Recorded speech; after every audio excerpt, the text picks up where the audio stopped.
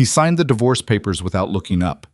Damien Ashford's pen moved across the page like he was signing a business contract. Calm, deliberate, utterly without remorse. His attorney sat across the mahogany table, eyes carefully neutral. His two senior advisors stood near the window, and one of them, Marcus Hale, the man who had served beside Damien for 11 years, allowed himself a small, satisfied smile he didn't bother to hide. Across the table sat Evelyn. She hadn't cried. She hadn't argued.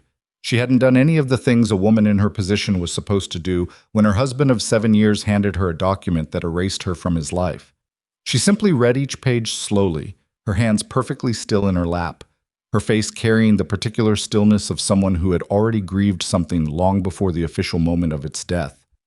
She picked up the pen. She signed. She removed her wedding ring, a 5-carat piece that had once been described in a society column as the most beautiful ring in the city, and set it on the table without drama, without ceremony, without a single word. Then she stood, lifted a single suitcase she had already packed and left by the door that morning, and said the only thing she said during the entire proceeding. "One day you'll realize you divorced the only person standing between you and your grave." Damien finally looked up. He almost laughed.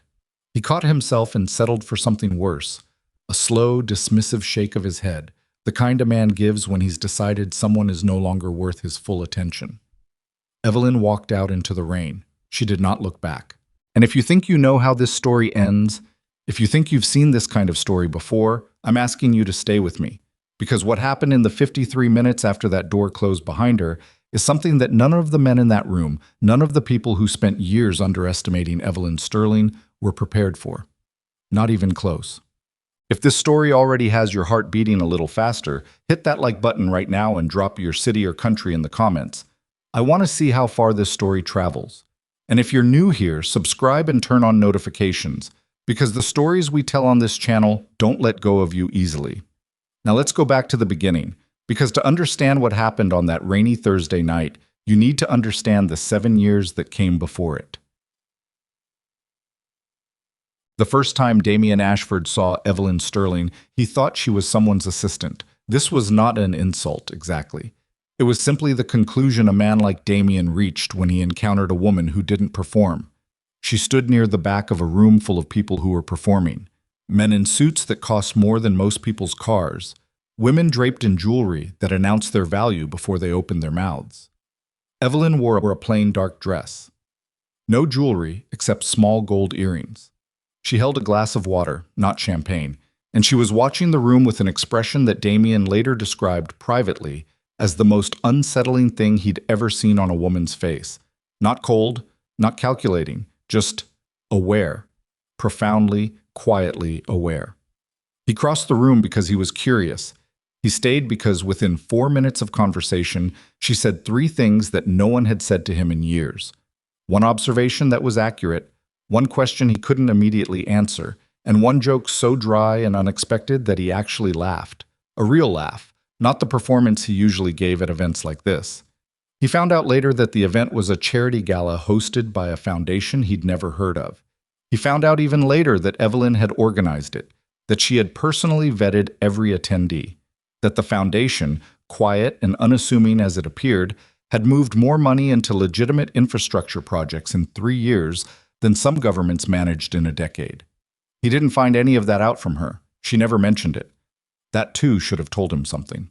They were married 14 months after that first meeting, in a ceremony that society columnists described as surprisingly understated for a man of Damien Ashford's profile. There were no 300 guests, no ice sculptures, no orchestra flown in from Vienna. There were 40 people, a civil ceremony, and a dinner afterward at a restaurant that didn't take reservations and that Evelyn had been eating at since she was a child. Damien's inner circle was skeptical from the beginning. Marcus Hale, his chief advisor, the man who had helped him consolidate the Ashford Syndicate's power across 9 states, came to him privately 2 weeks before the wedding with what he called concerns. "She's not one of us," Marcus said. He said it carefully, like he was offering a kindness. "I've done the background work, Damien. She's quiet in ways that don't add up. People who've worked with her don't talk much about her. That's either very good or very bad." "Which do you think it is?" Damien asked. Marcus took a moment. I think she's the kind of woman who knows how to make herself invisible when she wants to. And I think you should ask yourself why a woman like that would want to." Damien dismissed it. He was, at that point in his life, a man who had survived 3 attempts on his life, built an organization that controlled more legitimate and illegitimate capital than most small nations, and operated for 15 years on the principle that his judgment was his most reliable instrument. He trusted his read of people. He trusted his read of Evelyn. He was right about some things. She was steady in ways he had never encountered in a partner. When the pressure was worst, when rivals were moving against him, when federal investigators were circling, when members of his own organization were whispering, Evelyn didn't panic, didn't demand reassurance, didn't retreat into fear. She made tea. She asked precise questions. She offered occasionally a single observation that cut through whatever fog of anxiety or anger he was drowning in, and that observation was always, without exception, correct. He didn't think to wonder why her observations were always correct. He didn't think to wonder how she always seemed to know, slightly before he did, when a situation was turning dangerous. He didn't think about it because she never drew attention to it. She never said, "I told you so." She never asked for credit. She simply was there, steady, quiet, present. And over time, that steadiness began to feel, to the men around Damien, like absence, like passivity, like a woman who had nothing to contribute except her calm. Marcus was the first to say it out loud, and he said it the way you say something you've been holding back for a while. "She's not an asset to you, Damien. She's a liability. She doesn't understand this world. She can't navigate it. And one day her ignorance is going to cost you in a way you can't recover from." Damien didn't agree, not immediately. But he heard it. And once you hear something like that, spoken with conviction by someone you trust, it takes root in a place you don't always have access to.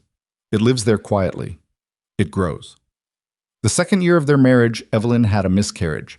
She didn't tell Damien until 3 days after, because he was managing a crisis and she didn't want to distract him. When she finally told him, he was sitting at his desk going through documents, and he looked up and said, "I'm sorry," with the sincerity of a man who meant it. But then he looked back down at the documents. She didn't cry in front of him. He didn't know, until much later, that she had spent those 3 days alone, grieving alone, managing the physical and emotional wreckage of that loss with the same quiet self-sufficiency she brought to everything else. He told himself it meant she was resilient. He didn't let himself consider that it might mean she had stopped expecting him to show up. The woman who entered the picture in year 4 of their marriage was named Celeste Vane. She arrived through a business introduction, a consultant brought in to help modernize the public-facing side of the Ashford Syndicate's legitimate holdings. She was beautiful in a way that was designed to be noticed, polished, expressive, exactly the opposite of understated. She laughed at the right moments. She had opinions that agreed with Damien's just enough to feel like genuine alignment and disagreed with him just enough to feel like intellectual challenge. She was, in retrospect, a performance so precisely calibrated to Damien's specific psychology that it should have been the first sign something was wrong. Evelyn met Celeste once, at a dinner in the 2nd month of her contract. She shook her hand, made polite conversation, and later that night, when Damien asked what she thought, Evelyn said, "She's very good at knowing what people want to hear." Damien heard it as jealousy. It wasn't. But that's the thing about a perspective that's already been poisoned. Even the truth sounds like something else. Marcus accelerated things in year 5. The whisper campaign against Evelyn became more deliberate, small things, carefully placed. A suggestion that she had been seen meeting with someone from a rival organization. A question raised about a financial transfer that no one could quite explain. Nothing Damien could confront directly. Nothing specific enough to refute, just a steady accumulation of doubt that settled over his view of his wife like a slow fog. And Evelyn said nothing. She could have defended herself. She had the evidence. She had in fact been tracking the campaign against her for almost 8 months by the time it began to affect Damien's behavior toward her. The new distance, the moments of cold suspicion, the way he sometimes looked at her like she was a problem he was calculating how to solve. She chose not to defend herself. This is the thing about Evelyn Sterling that the people who underestimated her never understood, and that even Damien, who had loved her genuinely in his limited and imperfect way, failed to grasp until it was almost too late. She thought in a different time frame than everyone around her. The people around Damien were thinking weeks ahead, maybe months. Evelyn was thinking in years. And the silence she maintained in year 5 and year 6 was not passivity. It was strategy. It was patience deployed as a weapon. She was letting them think they were winning. The final accusation came in month 3 of year 7. Marcus presented Damien with what he claimed was evidence, documents, communications, a financial trail, suggesting that Evelyn had been feeding information to an organization that had made 2 attempts on Damien's life in the previous 18 months. Damien confronted her that night. She sat at the kitchen table with both hands wrapped around a coffee mug and listened to everything he said. She didn't flinch. She didn't cry. When he finished, she was quiet for a long moment, and then she said, "Do you believe it?" "The evidence?" he started. "I didn't ask about the evidence. I asked if you believe it." He looked at her. He thought about 7 years. He thought about the miscarriage she'd handled alone, the crises she'd talked him through, the 100 moments in which she'd been the steadiest thing in a world built on shifting ground. He thought about all of it, and then he thought about Marcus, about Celeste, about 14 months of accumulated doubt. "I don't know what I believe anymore," he said. She nodded once, like that was the answer she had expected, like she had already prepared for it. "Then I think we both know what comes next," she said. She was right. The papers were drawn up within the week. Marcus supervised the process with a quiet efficiency that, in a different state of mind, Damien might have found suspicious. But he wasn't in a different state of mind. He was in the state of mind of a man who believed he was making a decisive, rational choice, cutting loose a liability, protecting his empire, moving forward. The signing happened on a Thursday evening in the main study of Blackwood Manor, with rain coming down outside hard enough to blur the city lights. Evelyn signed without hesitation. She removed her ring. She picked up her suitcase. She said her one sentence. She walked out into the rain. The door closed behind her. Marcus exhaled, a long, slow breath that he converted, not quite fast enough, into a cough. Damien's attorney gathered the papers. Celeste, who had been waiting in the adjoining room, appeared in the doorway with a glass of champagne she didn't offer to anyone else. Damien stood at the window and watched the driveway. He watched Evelyn walk through the rain toward the gate, her single suitcase in hand, her pace steady. He told himself he felt nothing. He was lying. The feeling he couldn't name, the sensation that had been sitting at the base of his sternum since the moment she put down her ring, was not grief exactly, and not guilt exactly. It was closer to the feeling of a man who has just heard a sound he can't identify and knows, in some animal part of his brain, that he should pay attention to it. He was still standing at the window 53 minutes later when the sound of engines reached him. Not one engine, not 5, not 10. The sound was a low, synchronized rumble, like something enormous was approaching from multiple directions at once, and it built and built until the crystal in the cabinet behind him was trembling and his own chest was vibrating with the resonance of it. The first car came through the gate, and his security team's radio erupted in voices, all of them talking over each other, none of them making sense. Then the second car. Then the third. By the time the 7th black Rolls-Royce came through the gate, Damien's chief of security was standing beside him with a weapon drawn and a face the color of old paper. "Sir," the man said. "Sir, they're not stopping." They kept coming. 8, 9, 10. Damien pressed his hand against the window glass and watched, and something cold moved through him that he hadn't felt in a long time, something that predated his empire, his power, his carefully constructed certainty about his own judgment. Something that went all the way back to the child he'd been before any of this, a child who had understood, even then, that there were forces in the world larger than anything he could build walls against. 15. 16. His soldiers were on the grounds now, weapons out, and none of them fired because you don't fire at a convoy like this unless you understand exactly what you're firing at, and none of them understood. 20. 21. The lead car stopped precisely at the place where Evelyn was standing in the rain. 22. The driver of the lead car stepped out and opened the rear door with the practiced movement of a man who had done this 10,000 times and considered it an honor. 3 men in tailored black emerged and stood in a line, their posture communicating something that Damien's soldiers, for all their training, recognized instinctively as a different category of authority. And then Damien watched as those 3 men, without being asked, without any instruction, lowered their heads to Evelyn Sterling. Not a nod, not a tilt, a genuine bow. The kind that means something. Behind him, Marcus made a sound. Damien turned. Marcus Hale, the man who had served beside him for 11 years, the man who had supervised the divorce proceedings with that small, satisfied smile, had gone a color that Damien had never seen on a living person's face. "Marcus," Damien said quietly. "What are those cars?" Marcus didn't answer. "Marcus." His voice dropped in a way that had made harder men than Marcus Hale reconsider their choices. "What are those cars?" Marcus finally spoke. His voice came out wrong. Thin, stripped of its usual precision. "They're Sterling Consortium vehicles," he said. Damien looked back out the window. Evelyn was moving toward the lead car now, unhurried, her suitcase carried by one of the men who had bowed to her. The rain fell on her and she didn't hurry. Why would she? When you have 22 Rolls-Royces waiting for you in the rain, you don't hurry. "Tell me what that means," Damien said. Though something in him already understood that he didn't want to know the answer, that the answer was going to cost him in ways that had nothing to do with money or power or territory. Marcus opened his mouth, closed it, opened it again.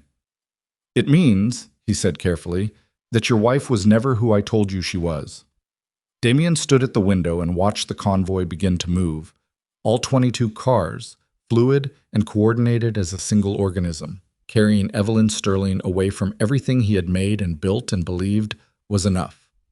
And the feeling in his chest wasn't the feeling of a man who had made a clean, rational decision. It was the feeling of a man who had just made the worst mistake of his life, and knew it. The convoy was gone. The last red taillight disappeared around the bend in the road, and the sound of 22 engines faded until there was nothing left but rain against the windows and the particular silence of a room full of people who don't know what to say. Damien stood at the window for another full minute after the last car vanished. Nobody spoke. His chief of security, a former military man named Breck, who had survived 3 wars and 2 civil conflicts, and who was not, under any normal circumstances, a man who stood still with his weapon half-raised looking at nothing, was still standing exactly where he'd been when the 7th car came through the gate. His arm had slowly lowered. His face had not changed. Celeste broke the silence. Of course she did. "Well," she said from the doorway, her champagne glass still in her hand, her voice carrying the particular brightness of someone trying to reframe a catastrophe as an inconvenience. That was theatrical. Damien turned from the window. He looked at her for a long moment. She met his eyes and held them, and kept that slight smile in place. And it was a good performance. It really was. But something had shifted in Damien's chest in the last 53 minutes. Some instrument that he'd stopped listening to years ago had recalibrated, and what he heard when he looked at Celeste Vane now was a frequency he couldn't unhear. "Get out," he said. The smile didn't move. "Damien, get out of my house." He said it without raising his voice, which was, as everyone in that room knew, considerably worse than if he had. "Tonight, now, take whatever you have here and go." She left without another word. Smart enough for that, at least. Marcus hadn't moved from his spot near the wall. He was watching Damien with the careful attention of a man who is doing rapid calculations behind a neutral expression. And he had been doing those calculations since the moment the word Sterling Consortium had come out of his own mouth, since the moment he'd watched the color drain from his own future. "Sit down," Damien said. "I think—" "Marcus." Just the name. Nothing else. Marcus sat. Damien crossed the room and sat across from him, and for a moment neither of them said anything. The attorney had vanished at some point during the convoy's arrival. Professional instinct. The survival mechanism of a man who knew when to make himself absent. The security team had dispersed. It was just the two of them in the study, the rain still heavy on the glass, the divorce papers still on the mahogany table between them. Evelyn's wedding ring still on the table. A 5-carat ring in a room that suddenly felt very empty. "Sterling Consortium," Damien said. "Start from the beginning." Marcus exhaled through his nose. "Damien, what I know about them. Everything you know. All of it. Right now." Marcus looked at his hands. It was the first time in 11 years that Damien had seen the man look at his hands instead of at whatever he was talking about. It was, in its way, more alarming than the convoy. "The Sterling Consortium isn't an organization in the way you'd understand it," Marcus said. "It's not a syndicate. It's not a cartel. It doesn't have territories in the conventional sense. What it has is reach. It has existed in various forms for over 100 years. Intelligence networks, financial infrastructure that runs through banking systems on 6 continents, political relationships that predate most of the governments currently in power. He paused. When I say political relationships, I mean relationships with the people behind the people you see, the people who decide outcomes before the public vote happens. Damien said nothing. 22 cars, Marcus continued, and his voice was losing its steadiness, fraying at the edges like old rope. That's not a show of force from the consortium. That's a courtesy, a formal retrieval, the kind they do for their own. Their own, Damien repeated. Their leadership. Marcus finally looked up. His eyes were the eyes of a man who had been playing a game and had just understood that he'd been playing it on a board he couldn't see. Damien, Evelyn Sterling isn't just connected to the Sterling Consortium. The name isn't a coincidence. I knew there was a connection. I thought it was peripheral. I thought she had walked away from that world when she... He stopped. When she what? When she married you. The rain hit the window. Damien's jaw worked once. He reached out and picked up Evelyn's wedding ring from the table and held it in his palm and looked at it. And if Marcus had been a different kind of man, a more perceptive kind, he might have recognized that expression. It wasn't the face of a mafia boss calculating his next move. It was the face of a man who had just found something he hadn't known was missing and understood at the same moment that he'd already thrown it away. The evidence you brought me, Damien said. The documents, the communications, the financial trail. Marcus was quiet. Fabricated. Still quiet. Marcus? His voice dropped an entire register. I need you to understand what happens in this room in the next 30 seconds if you don't tell me the truth. Yes, Marcus said. The word came out flat and stripped. Fabricated. Or not entirely fabricated, constructed. Real documents with altered context. Real communications with missing pieces. The financial trail was real, but it was hers. Her own organization's infrastructure, which I knew she used for things I told you she was using against you. Damien set the ring down on the table very carefully. Tell me what she was actually using it for. Marcus looked like a man who had swallowed something that disagreed with him profoundly. Protection, he said. She was using it to... Damien, there have been 4 attempts on your life in the past 3 years. You know about 2 of them. The room changed temperature. Say that again. The incident at the Hargrove Summit, 18 months ago. You know about that. Your team intercepted the contract, neutralized the asset, you moved on.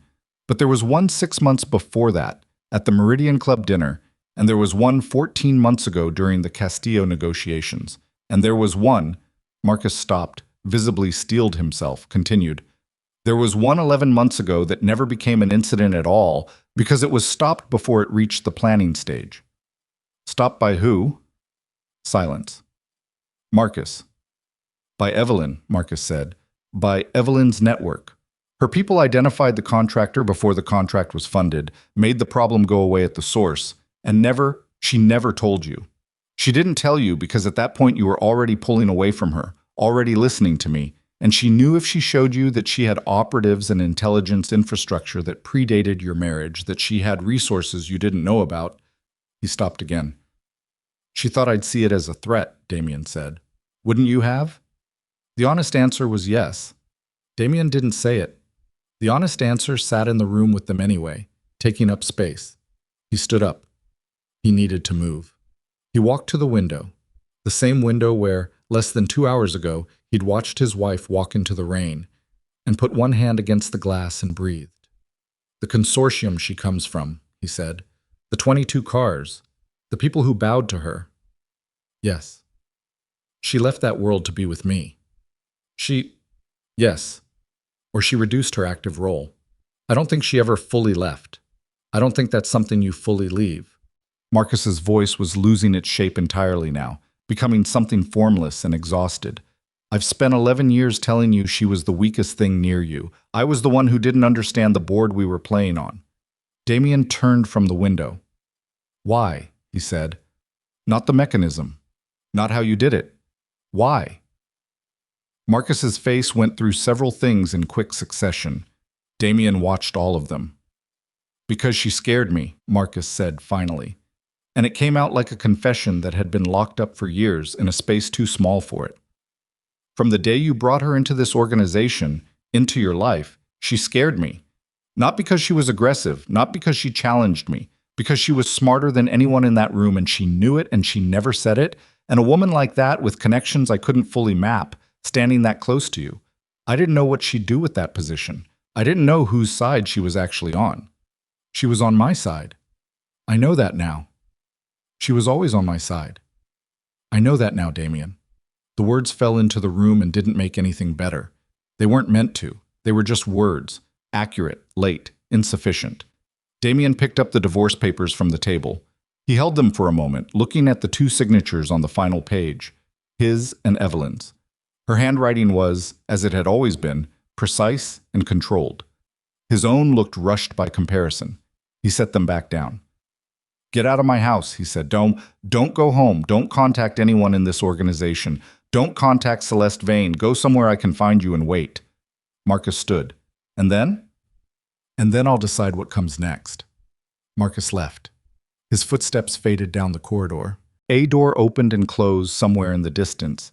And then Damien was alone in the study with the rain and the ring and the papers and the kind of silence that isn't peaceful at all, but is simply the absence of noise. His phone rang 40 minutes later. He didn't recognize the number. He almost didn't answer. He answered. Mr. Ashford. The voice on the other end was a woman's, crisp, professional, with an accent he couldn't immediately place. My name isn't important. I'm calling on behalf of Ms. Sterling. She asked me to tell you that the account holding the Sandoval payment has been frozen and will remain frozen until the situation with the Meridian Group is resolved. She also asked me to tell you that 2 of your current captains, she said you'd know which ones, should be removed from operational roles within the next 48 hours. For your safety. Damien sat very still. She's giving me intelligence. She's preventing casualties, the woman said. There's a difference. She doesn't owe me that. A brief pause. No, the woman agreed. She doesn't. The call ended. Damien sat in the study until 3 in the morning. He didn't drink. He didn't call anyone. He sat and did what he almost never did. He thought backward. Not about what to do next, but about what had already happened. About what he'd been looking at for 7 years without seeing. The Meridian Club dinner that Marcus had described. The attempt on his life that Evelyn had neutralized. Damien cast his mind back 14 months, trying to locate the memory. He'd had dinner at the Meridian Club. He remembered the evening as uneventful. He remembered that Evelyn had called him that afternoon to ask, very specifically, who was attending. He had told her it was an internal dinner, just his own people, no outside guests.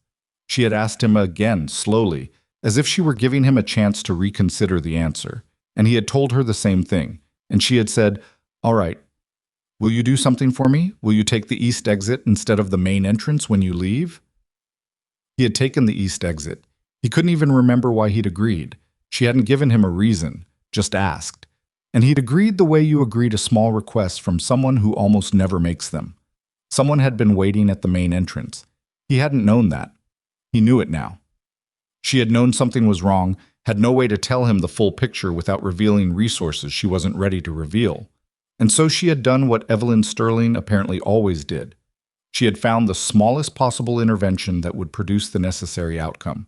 And she had made it quietly, and she had never mentioned it again. He sat with that for a long time.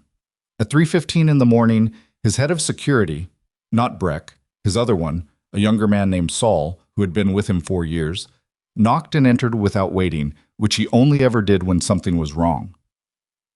"We have a situation," Saul said. "2 of our supply routes, the Northern Corridor and the Atlantic Connection, went dark in the last 2 hours. No contact, no explanation. At the same time, the accounts linked to the Forsyth holdings are showing irregular withdrawal patterns. Small amounts, but frequent. 37 transactions in 90 minutes. Damien looked at him. "Which captains run the Northern Corridor?" Saul hesitated. Just a fraction of a second. "Delgado and Park. The 2 captains Evelyn's call had mentioned. The ones she'd said to remove within 48 hours. For your safety." Pull them in, Damien said. Both of them. Tonight. I want them in separate rooms and I want nobody talking to them until I get there. Saul left. Damien was on his feet, moving now, the stillness of the last hours burning off as the shape of the night became clearer. Something had been set in motion. Not tonight, not by the convoy, or the divorce, or the confrontation with Marcus. Something that had been set in motion a long time ago, by someone, for purposes that were only now beginning to surface. He drove to his operations facility on the east side of the city at 3:45 in the morning with 2 cars of security and a bad feeling that sat in his chest like a stone. Delgado was waiting in a room on the second floor, arms crossed, wearing the expression of a man who has been dragged out of bed and is not afraid and wants you to know he's not afraid. He was 51 years old, had been with the Ashford Syndicate for 9 years, and had survived more than most men in his position survived. Damien had promoted him twice, had trusted him with the Northern Corridor for 3 years. Damien sat across from him and looked at him for a long time without saying anything. Delgado's jaw was set. The expression didn't change. "When did they make contact with you?" Damien said. The jaw tightened, just slightly. "Don't do the math," Damien said. "Don't figure out what I know and what I don't know, and tell me the version that fits what I know. Just answer the question. When did they make contact?" A pause. A long pause. Delgado's eyes moved.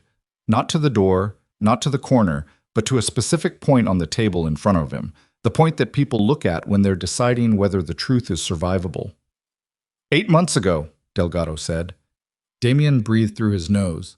8 months. 3 months after the divorce proceedings had begun, but 5 months before the papers were signed. They'd been building this before the marriage was officially over. They'd been sure enough of the outcome to start before it happened. "Who?" Damien said. Delgado looked at the table. "Victor," he said. Damien didn't move. Externally. Internally, something happened that he had no vocabulary for. Some violent rearrangement of a fundamental assumption, the kind that you feel physically before you process it mentally. Victor Crane. His second. The man who sat one chair to his left in every meeting, who knew every route, every account, every strategic decision Damien had made in the last 6 years. Who had been, as far as Damien had believed until this moment, the most loyal man in his organization after Marcus. "Victor Crane made contact with you 8 months ago," Damien said. Slow, deliberate, making sure the words were the right words before he said the next ones. "He said things were going to change," Delgado said.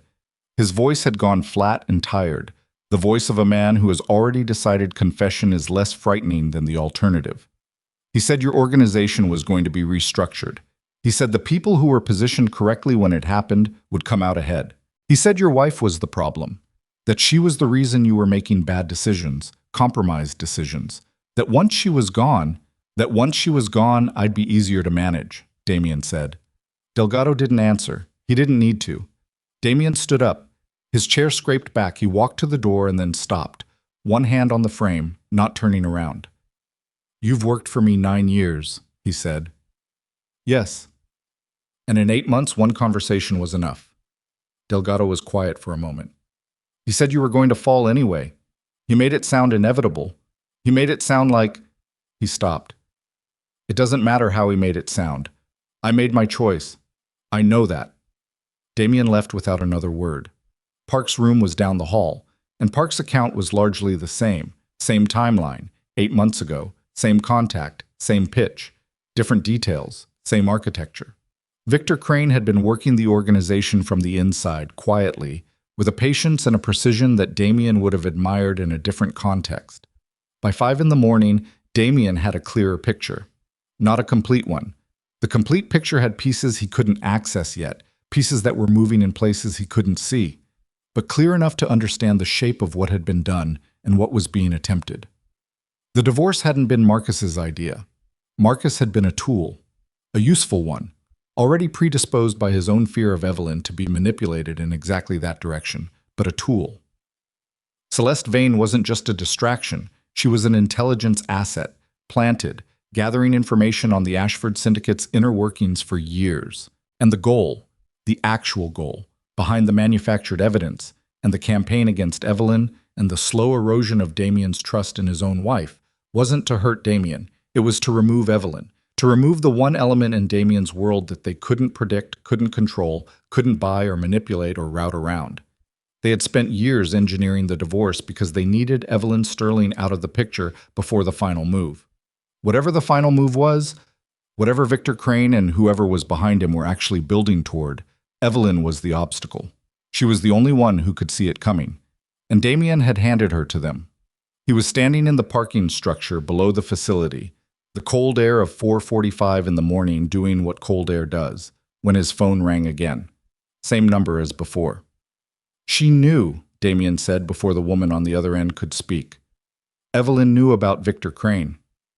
A beat. She's known for approximately 14 months. The stone in his chest got heavier. She knew and she didn't tell me. She tried to tell you, the woman said. There was no judgment in her voice, which was almost worse than if there had been. 3 times, in the 6 months before the divorce proceedings began. Each time the conversation was redirected. Each time the information she was trying to surface was misdirected by people you trusted more than you trusted her. Damien leaned against the concrete wall of the parking structure and looked at the ceiling. She left me intelligence tonight, he said. The accounts, the captains. She didn't have to do that. No. She could have let whatever Victor Crane is planning play out. It would have hurt me considerably. Yes, it would have. Why didn't she? The silence on the other end of the line was not an empty silence. It was the silence of someone choosing their words with the same precision that Evelyn Sterling appeared to bring to everything.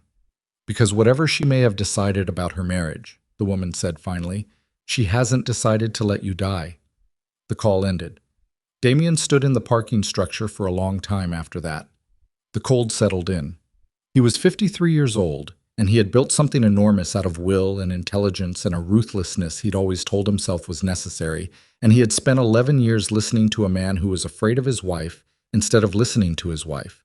And he had spent 7 years with a woman who had protected him in ways he didn't know about and never asked for recognition for, and he had ended that marriage on a Thursday evening with a dismissive head shake and a door closed in the rain.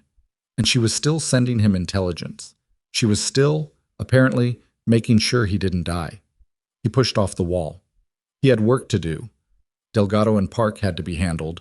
Victor Crane had to be located. The accounts and supply routes had to be assessed. There were 100 operational things that needed his attention in the next 12 hours. But underneath all of it, running like a current under still water, was a single understanding that had been building since the moment he'd watched that last Rolls-Royce disappear around the bend in the road. He had to go to her, not to ask for his marriage back. He understood, at some cellular level, that he was not in a position to ask for anything from Evelyn Sterling. But because whatever Victor Crane was planning was moving now, the routes going dark, the accounts moving, all of it happening the morning after the divorce, as if the signed papers had been a starting gun. And the only person who had the full picture, who had been tracking this longer and with better instruments than anyone else, was a woman who had just been formally removed from his life. He thought about what she'd said. One day you'll realize you divorced the only person standing between you and your grave. He hadn't laughed. He'd almost laughed, but he hadn't, because some part of him had heard it not as a bitter exit line but as a statement of fact, and that part of him had been paying attention even when the rest of him wasn't. He got in the car. He told his driver to go to the Meridian Hotel, where he would sleep for 3 hours because he needed to be functional, and tomorrow he would find out where Evelyn Sterling was. I was 3 blocks from the facility when his phone rang again. Not the same number this time. One of his financial people, a man named Torres, who handled the legitimate side of the Ashford holdings, and who had, to Damien's knowledge, never called him before 6 in the morning in 4 years of working together. Mr. Ashford. Torres's voice had the distinctive texture of a man who is trying to stay calm and is not entirely succeeding. I need you to know that what I'm about to tell you is, I've triple-checked this. I've had 2 other people look at it. I'm confident in the numbers. Torres. The Castellan Fund, Torres said. The Meridian accounts. The Forsyth Holdings. The 3 infrastructure companies we brought legitimate 3 years ago. A pause. Someone has been systematically moving assets out of all of them for the last 4 months. Small transactions, different routing every time, always below the threshold for automatic flagging. But when you add them up, how much? Damien said. Torres told him the number. Damien heard it and said nothing for a full 5 seconds. The number was not a number that hurt the Ashford Syndicate's operational capacity. It wasn't designed to. It was a number that represented something more frightening than a direct assault. It represented preparation.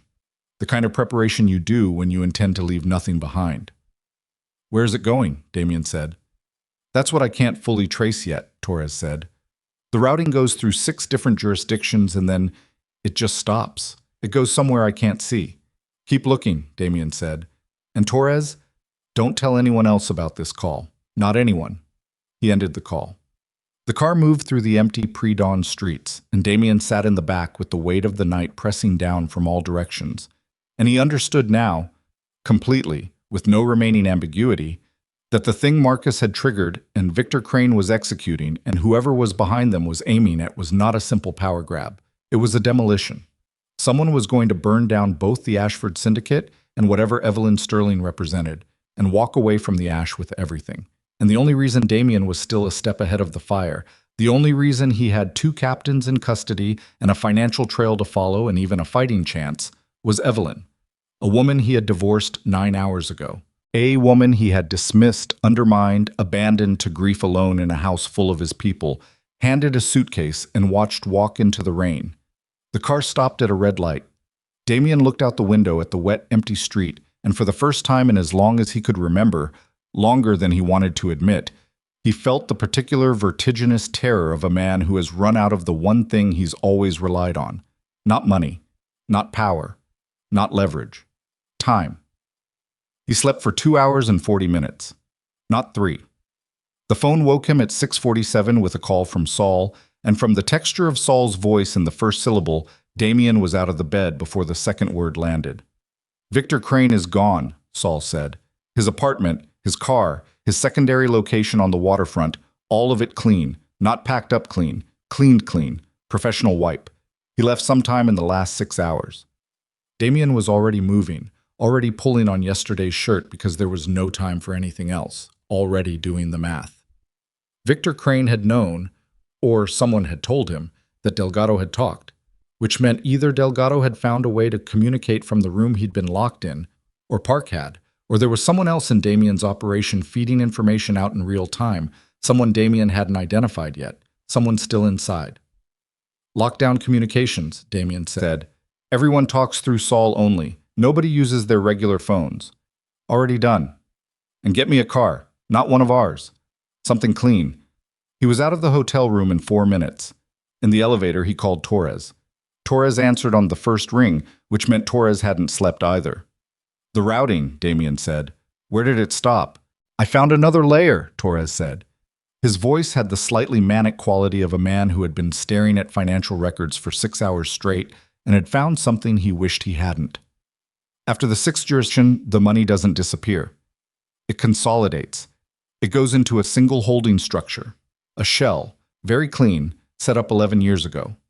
11 years, Damien said. The name on the founding documents is a proxy, but the proxy traces back. It takes 4 steps, and I almost missed the 4th one, to a company called Hargrove Strategic Partners. Damien's hand tightened on the phone. Hargrove. The Hargrove Summit, 18 months ago. The first attempt on his life that he actually knew about. And now a financial structure bearing the same name, set up 11 years ago, collecting the assets that were being systematically stripped from his own organization. Who owns Hargrove Strategic Partners? Damien said. That's the thing, Torres said. The ownership is distributed across 9 entities. I've identified 6 of them. 3 are clean. They're legitimate investment vehicles, probably being used as cover. 2 are associated with individuals I recognize from your world. I'll send you the names. But the 9th entity, he stopped. Torres. The 9th entity is held in trust, Torres said. The trust beneficiary is listed as E. Sterling. The elevator doors opened. Damien stood in the lobby of the Meridian Hotel and didn't move. Say that again, he said. His voice came out very even. Controlled in the specific way that things are controlled when the alternative is something you can't afford in a hotel lobby at 7 in the morning. E. Sterling, Torres repeated. The trust was established at the same time as the shell. 11 years ago, which would have been, I'm sorry, Damien. I'm just telling you what I'm seeing. 3 years before Damien met Evelyn. Damien walked out of the hotel and into the cold morning air and stood on the sidewalk while his car pulled up. He got in. He sat in the back and he looked at his own hands, and he did the thing he'd trained himself to do in every crisis, the thing that had kept him alive through 15 years of a world designed to kill him. He breathed, and he waited for the first wave of reaction to pass before he let himself think. The first wave was rage. Clean, comprehensive, the kind of rage that doesn't need a precise target. It just needs somewhere to go. He let it move through him and held very still while it did. The second wave was something older and uglier. The specific humiliation of a man who believes he has been comprehensively deceived by someone he loved. It was the feeling of every piece of trust he'd extended in 7 years turning in his memory into evidence of his own stupidity. He let that pass too. Or he tried to. The third thing that arrived was a thought. Small, stubborn, lodged in the back of his mind in a place the rage and the humiliation couldn't quite reach. The call last night. The intelligence she'd sent him. The accounts, the captains, the warning that had come from a woman who had no reason left to protect him. People who are running a demolition operation do not send the target intelligence that helps them survive the first night. He sat with that for 4 blocks. Then he told the driver to take him to Evelyn's estate. He'd gotten the address from a contact at 3 in the morning, a contact who had given it to him with the expression of a man who wanted to register his strong personal opinion that this was a bad idea without being impolite enough to actually voice it. The estate was 40 minutes north of the city, in a part of the county that was technically rural but didn't feel rural. It felt deliberately quiet, the kind of quiet that's maintained, curated, held in place by intention. The gate at the end of the drive had no intercom, just a camera mounted at eye level. Damien's driver stopped. Damien rolled down the window and looked at the camera and said nothing. Let it see him. 30 seconds. 40. The gate opened.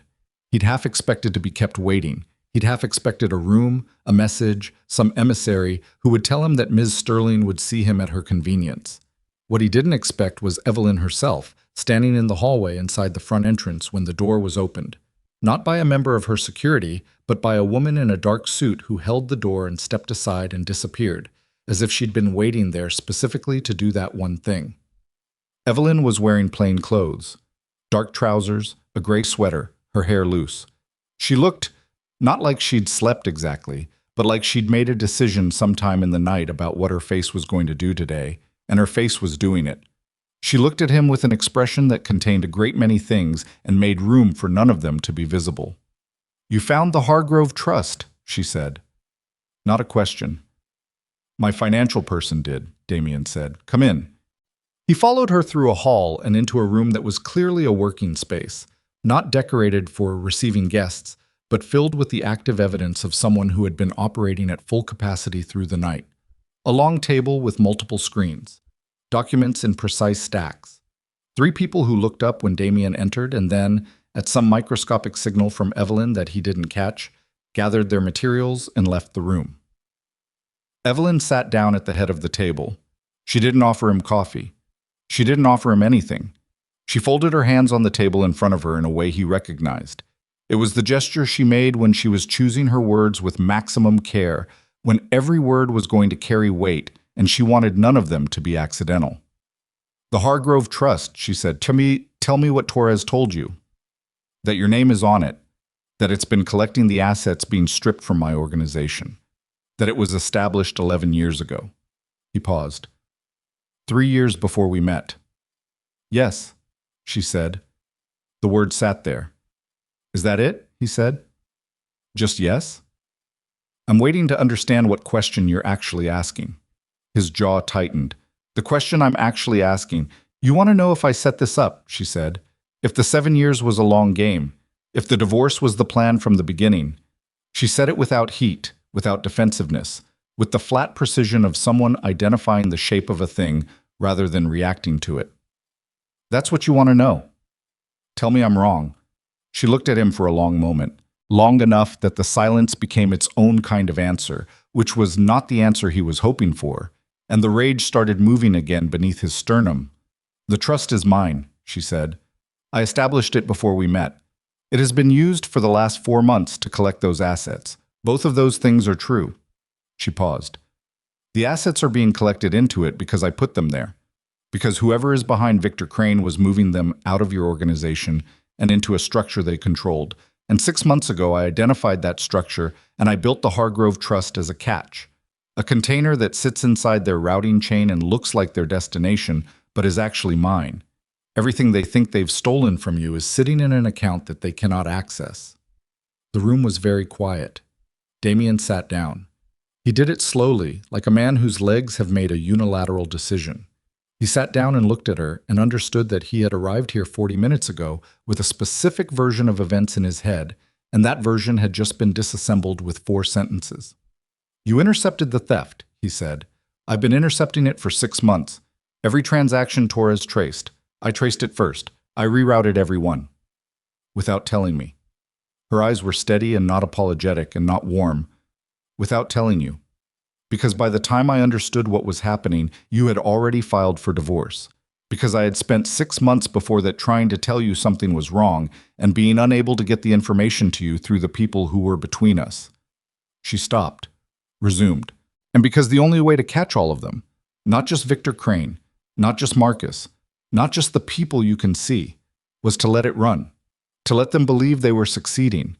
The moment you knew the theft was being intercepted, they would have known I knew, and they would have changed the routing, changed the structure, and we would have caught 3 people instead of all of them." "Who is all of them?" Damien said.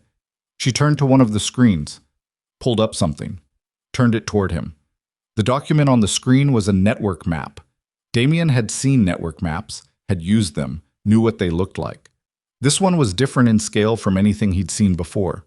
It wasn't a dozen names, wasn't 2 dozen. It was a web of entities and individuals that covered the screen in 3 layers, and at the center of it was a name he knew. Raymond Voss. His hand went flat on the table. His body did what his body did with threat. It stilled, it concentrated, it redirected all available resources to the single point of necessary function. He stared at the name on the screen and felt the particular cold of real danger, the kind that's different from all the manufactured versions, the kind that has weight. Raymond Voss was not a name that people in his world said carelessly. Voss was 71 years old, had never been indicted, had never had his name in a news article connected to anything illegal, sat on 3 charitable foundations and 2 corporate boards. Raymond Voss was the kind of man who existed several layers above the visible action. The man behind the men behind the men, the architect whose name didn't appear on any blueprint. Damien had met him twice. Once at a summit 8 years ago, briefly, a handshake and an exchange of 3 sentences that had felt, at the time, like being briefly inspected by something very large and very patient.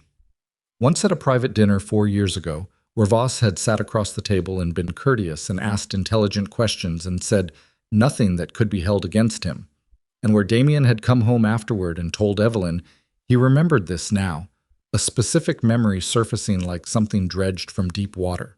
He had told Evelyn that Raymond Voss was the most careful man he'd ever been in a room with. She had said, "Yes, he is." He had not asked what she meant by that. He wished, with a ferocity that surprised him, that he had asked. "Voss," he said. "Voss," she confirmed. "He's behind all of it. Victor Crane, Marcus, Celeste Vane, the attempts on my life, the asset stripping, the attempts on your life, the manufactured evidence against me, the campaign that convinced you to divorce me, the placement of his people inside your organization, the positioning of those people to execute a simultaneous collapse of the Ashford Syndicate's operational and financial infrastructure." She said it without stopping, without breathing differently. The way you say something you've known for a long time and have organized into a specific sequence so it can be communicated precisely. And the coordinated move against the Sterling Consortium that was meant to happen at the same time. The 2 organizations were supposed to collapse simultaneously. Every asset, every network, every intelligence resource both of us have spent decades building, all of it was going to be sitting there, ownerless, in the aftermath. And Voss takes all of it. Voss consolidates all of it, she said. There's a difference. He doesn't want to run a syndicate. He doesn't want territories or supply chains. He wants the intelligence. He wants the networks, the human networks, the financial infrastructure, the political relationships. Everything that can't be built quickly, everything that took decades. He takes it all, and he becomes the single point of control for every organization that currently has any real power in this country. She paused. He's been planning this for 14 years. Damien looked at the network map on the screen. He looked at the layers of it, the depth of preparation it represented, and he felt the specific vertigo of someone who has just understood the actual dimensions of the room they're standing in and discovered it is much larger than they thought. 14 years ago, he said slowly, you were mid-consolidation. You were building what would become the Ashford Syndicate's primary operational structure. And She stopped. What were you doing 14 years ago, Evelyn? Something moved in her face. Just for a moment, the first crack in the controlled surface. I was leaving the consortium, she said, stepping back. I had decided I didn't want the life I'd been raised into. I had set up the trust, arranged my affairs, and I was going to. It doesn't matter what I was going to do. What matters is that Voss identified both of us as the primary obstacles to what he was planning. The two largest independent power structures that he couldn't absorb easily, couldn't route around, couldn't simply wait out. He needed us gone. And he spent 14 years building the mechanism to make that happen. The mechanism being our marriage, Damien said. She looked at him, not defensively, not apologetically, with the expression of someone who is holding a difficult truth and is not going to be the one to look away from it. No, she said. The mechanism was making you distrust me. The marriage was the complication he didn't plan for. He placed Celeste Vane in your orbit a year before we met. He had people positioned in your organization before I was in the picture. The original plan didn't involve me at all. It was a straightforward dismantling of the Ashford Syndicate using inside assets and a financial bleed. She paused. Then you and I met, and I came into your world, and for a while, for the first 2 years, the plan stalled. Because I was identifying his moves and neutralizing them before they landed, and he couldn't find the leak. He eventually figured out the leak was you. He figured out I was in the way, she said, and he pivoted. Instead of dismantling you directly, he dismantled your trust in me. Much simpler, much more effective. Another pause. Shorter, sharper. He was right about that part. The last 3 words landed in the room and did not move. Damien said nothing for a long moment. He was looking at the network map, but he wasn't seeing it anymore. He was seeing other things. 7 years of other things. The intelligence you sent me last night, he said. The accounts, the captains. Buying time, she said. If Delgado and Park hadn't been pulled before this morning, Crane's people would have used the northern corridor to move something that would have triggered a federal investigation into the Ashford Syndicate's legitimate holdings. Not just your illegal operations, your clean assets. The ones that have 47 employees and pay taxes and can't survive federal scrutiny even when they've done nothing wrong. She said it clinically, like she was reading from a risk assessment. I needed your organization to stay intact for the next 72 hours. After that, it doesn't matter. After that, Damien said. What happens after that? She didn't answer immediately. She looked at the screen with the network map, and then she looked at him, and whatever she was deciding, she made the decision visibly. He could see the moment of it on her face, the specific quality of a person committing to something they can't take back. There's a summit, she said. Voss has been assembling it for 4 months. It's in 3 days at the Lindqvist compound on the coast. 41 individuals, organization heads, financial intermediaries, political figures who've been on Voss's payroll for years. The stated purpose is a coordination meeting.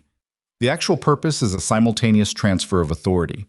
Every organization represented at that table is going to hand control of its most critical assets to a central structure that Voss controls, under terms they believe are negotiated and voluntary, but that are actually coerced, Damien said, leveraged.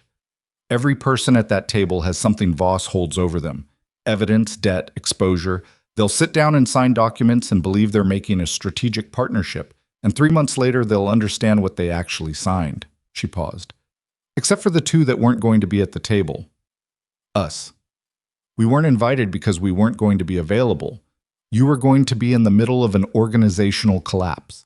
I was supposed to be neutralized, discredited, removed from the consortium leadership through a document trail that Voss has been building for 2 years, suggesting I've been operating outside the consortium's mandate and funneling resources into personal holdings. Her mouth compressed for a fraction of a second. The Hargrove Trust was supposed to be his evidence. He built the structure and my name was going to appear in it as the beneficiary of assets stolen from you, establishing that I'd orchestrated the divorce, your financial bleeding, and the move against you for personal gain. He was going to present it to the consortium's board the same day as the summit, using your own name against you. Using a name he put there, she said. I found his version of the trust 6 months ago, and I built mine on top of it, in secret, with slightly better security. Every document he created implicating me. I have the originals and the provenance. Every piece of evidence he manufactured, I have the manufacturing trail. Damien sat back in his chair. He looked at the ceiling of her working room for a moment, just a moment, and then back at her. You've been building a case, he said. I've been building a case. For how long? 14 months of active building, 2 years of preliminary work before that when I wasn't certain of the full scope. And you didn't tell me, he said. He heard the thing in his own voice. Not accusation, not entirely, but something adjacent to it, something that was trying not to be. I've told you exactly what I could, when I could, through channels I could trust, she said. The rest? No, I didn't. She met his eyes. You want me to apologize for that. I understand why, but I can't, because at every point in the last 14 months, the decision I made was the decision that kept both of us alive. I can live with that. Whether you can is your business. The door opened. The woman in the dark suit appeared, moved to Evelyn's side, and said 2 words in a low voice that Damien was not meant to hear. He heard them anyway. Voss knows. Evelyn's expression didn't change, not a muscle, but her hands, the hands she'd had folded on the table with such careful stillness, shifted. One of them moved to the edge of the table. Her fingertips pressed against the surface and then released. It was the only tell, and it was so small that if Damien hadn't spent 7 years learning the vocabulary of her body, he would have missed it entirely. But he caught it.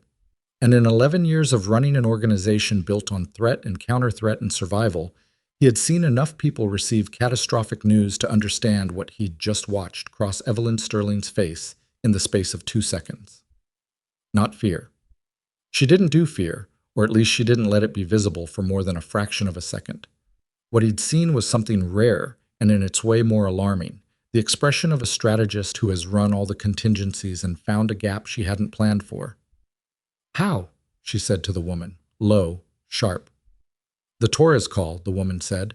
His phone was compromised. The conversation about the Hargrove Trust, Voss's people pulled it within the hour. They know you intercepted the routing. They know the assets aren't where they thought. Evelyn was quiet for 4 seconds. It was the longest Damien had ever seen her go still without being asleep. Then she turned to Damien, and the expression on her face was one he had never seen there before. In 7 years, in every crisis, in every moment of difficulty and grief and tension, he had never seen Evelyn Sterling look at him the way she was looking at him now. Not afraid, not lost, but bare. Like something that was usually housed behind glass had been brought out into the open. He'll move the summit, she said. He knows I've been tracking the preparation. He'll accelerate. The 48 hours I had becomes... She stopped. Did the math. 12. Maybe less. Tell me what you need, Damien said. She looked at him. The bare expression didn't change. I need you to trust me, she said. Not because you understand everything I've done or why I did it. Not because you've forgiven me for the things I kept from you, or because I've forgiven you for what happened last night. I need you to trust me because we have 12 hours, and because Raymond Voss is going to burn down everything we've ever built, and because there is no version of the next 12 hours that either of us survives alone. Damien looked at her for a moment. You haven't forgiven me, he said. No, she said simply. But you're asking me to work beside you anyway. Yes. Why? She held his gaze with the steady I first saw it across a crowded room 12 years ago, the quality that turned out not to be coldness at all, but its precise opposite, a kind of attention so complete it had nowhere to hide. Because you're the only person in this room, she said, who has ever made me believe that the thing I was protecting was worth the cost of protecting it. Outside, somewhere in the distance, the sound of a helicopter approached and grew and then faded, and in its wake, the silence of the estate felt different than it had when Damien arrived, tighter, more pressurized. The silence of a room in which the available time had just been cut by 3/4, and every second that passed now had a specific, irreversible weight. Evelyn stood up. She moved to the screens and began pulling up feeds and documents with the efficiency of someone who is prepared for this exact moment while hoping it wouldn't come. And her team materialized from wherever they had been.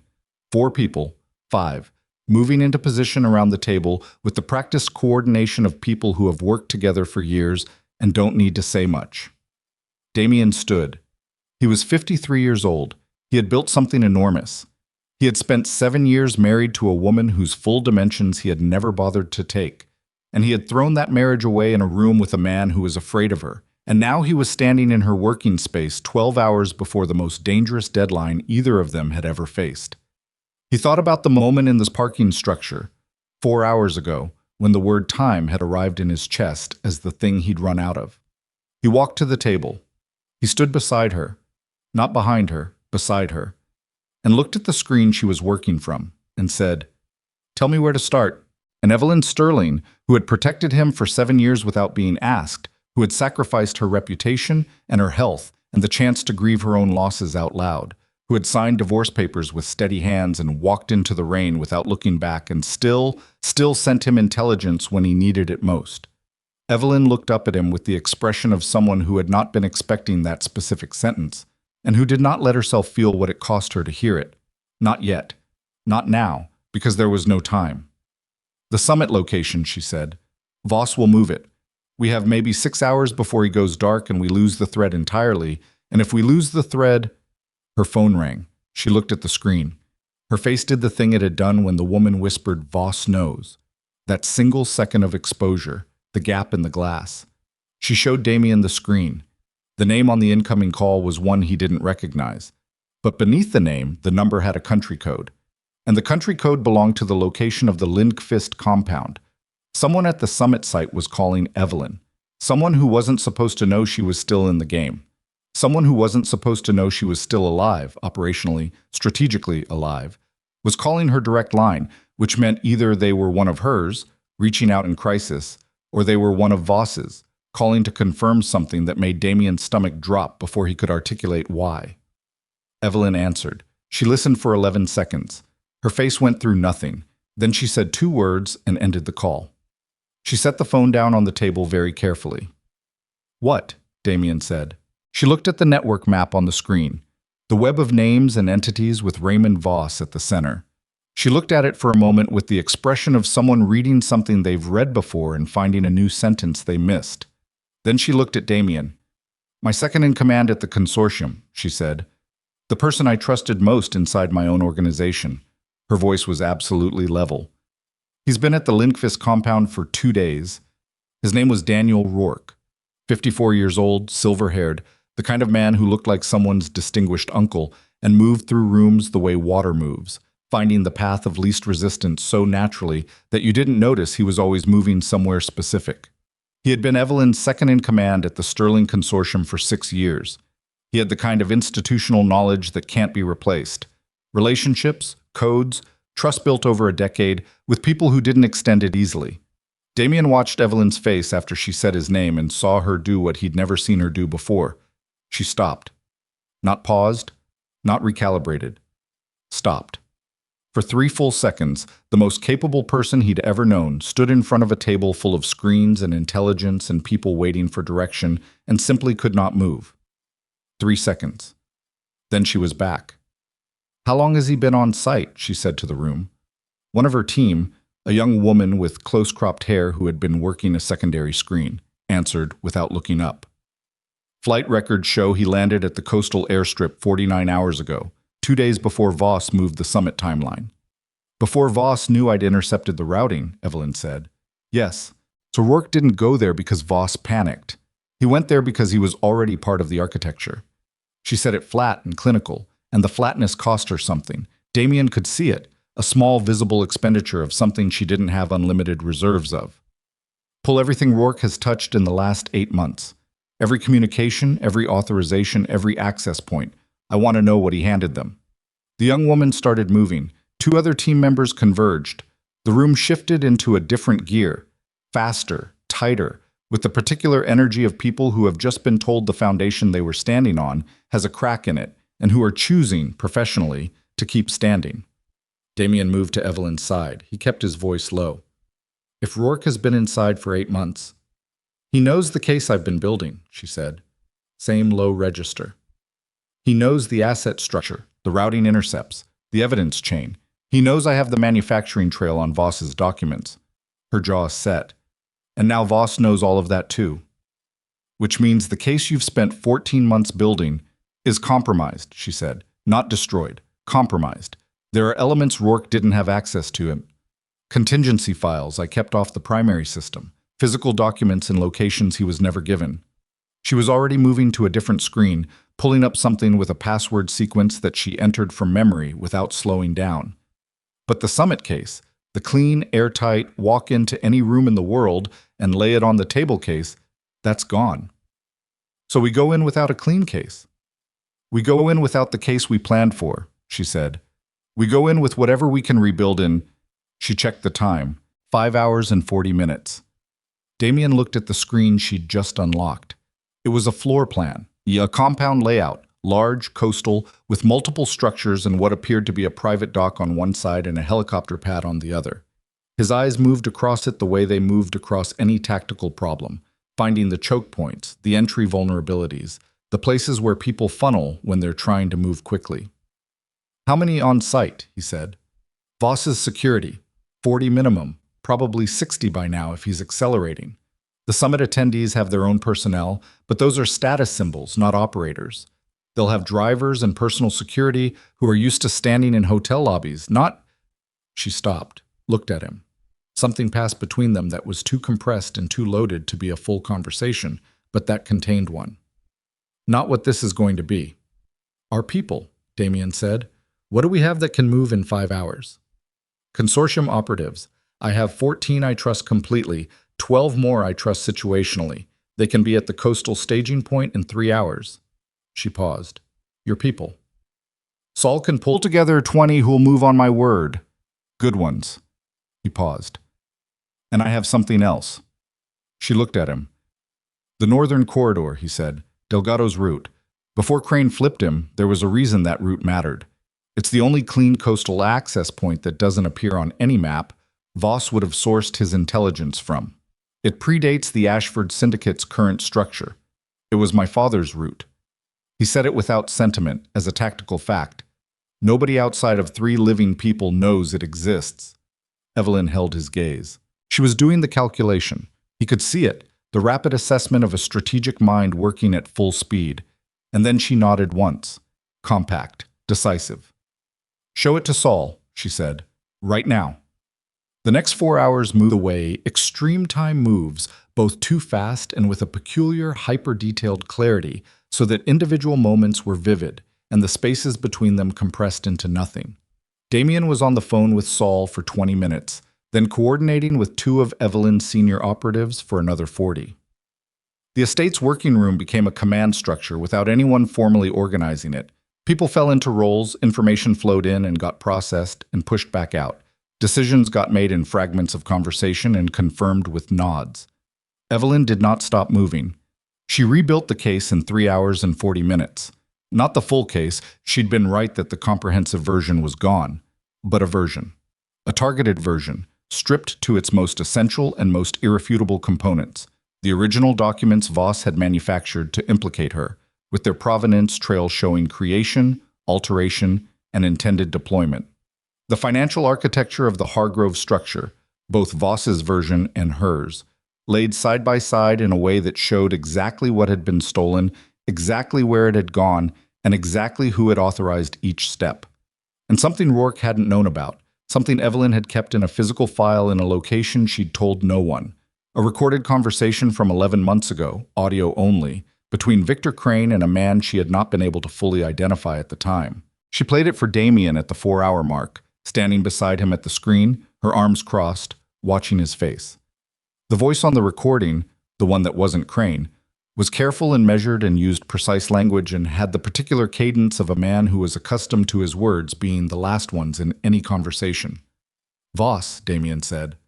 Voss, she confirmed. How did you get this? I had a listener in a position Crane didn't know about. It cost me something significant to place them, and I burned the asset pulling the recording. She paused. I've been holding it as a last resort because once I use it, I can't use it again. This is the last resort, Damien said. Yes, she said. It is. They left the estate at 11:47 in the morning.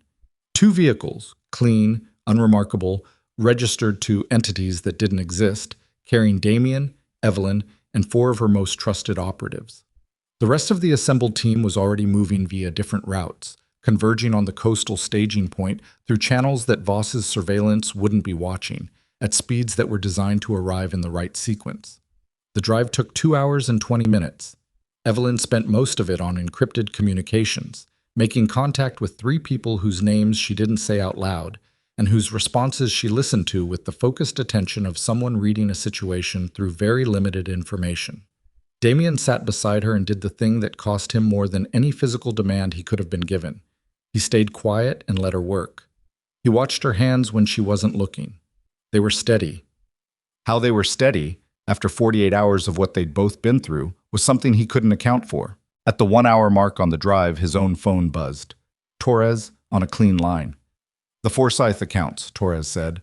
Someone tried to access them in the last hour. Used the right credentials, right routing. Whoever it was had information that should have been inside your organization. Crane, Damien said, or whoever Crane is reporting to. They get in?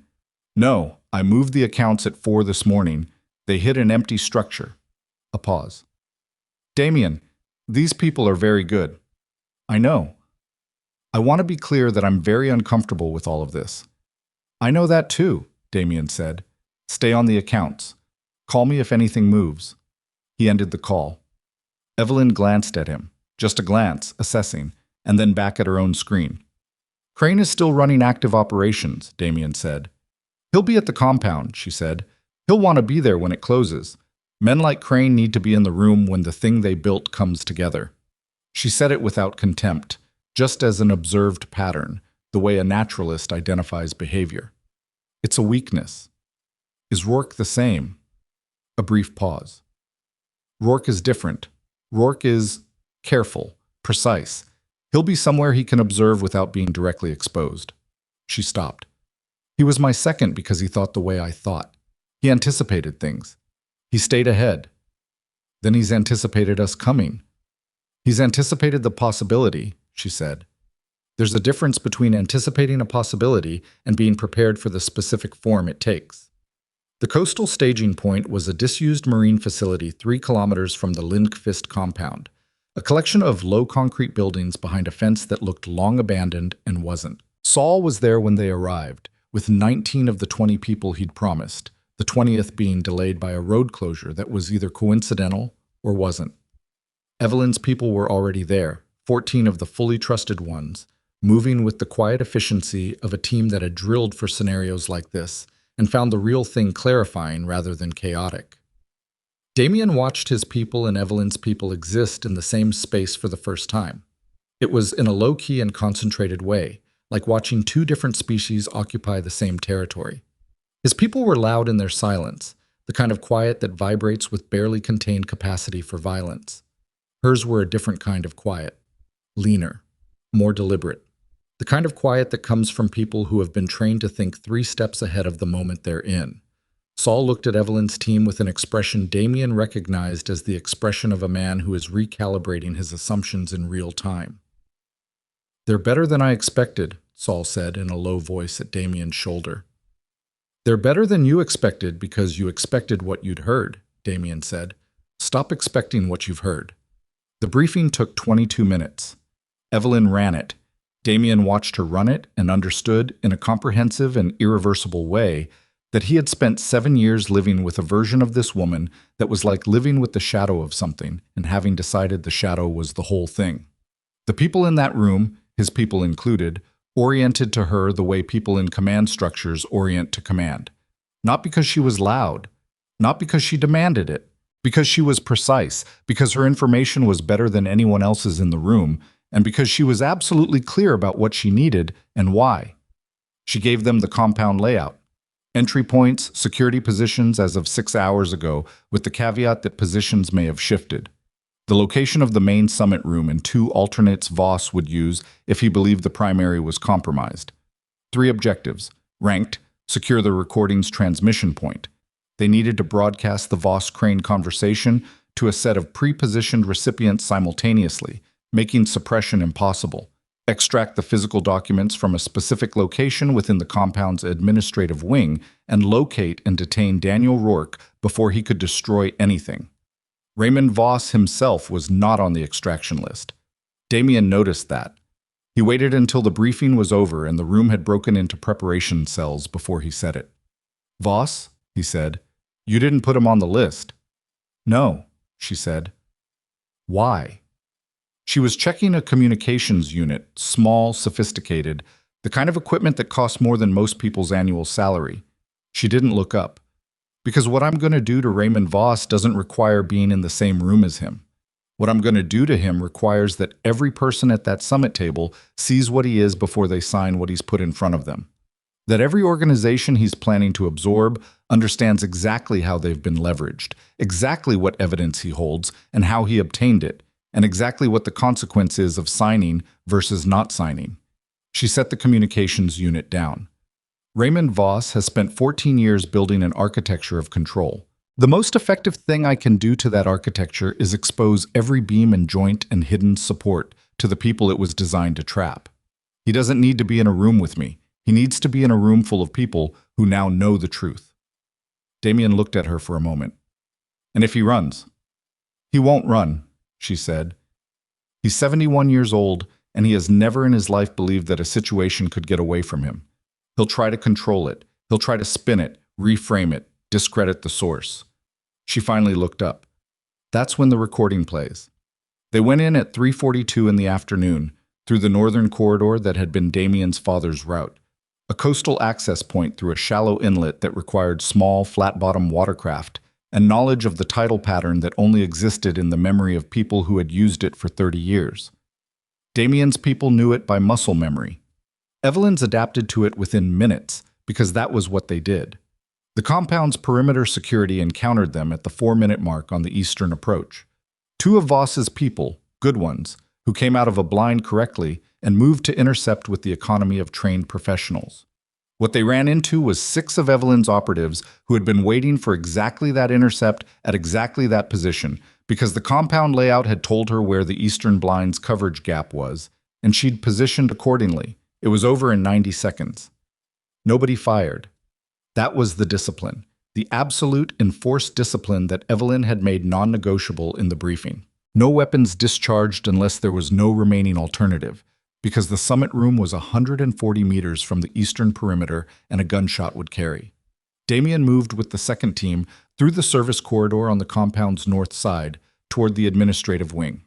His knee was complaining, an old injury sustained years ago that declared itself in cold and damp with consistent unpleasantness. And he pushed through it with the blunt internal negotiation that you use with a body that is older than your current plan assumed. His breath was controlled, his hands were steady. He felt, underneath the operational focus, something he hadn't expected to feel, a clean clarity. Not the adrenaline of danger, which he'd had many times and recognized. Something different. The clarity of a man who knows exactly what he's doing and exactly why. They reached the administrative wing at the 9-minute mark. A door that should have been locked wasn't, either an error or a setup, and there was no time to determine which, so they moved through it with the appropriate assumptions and the appropriate caution.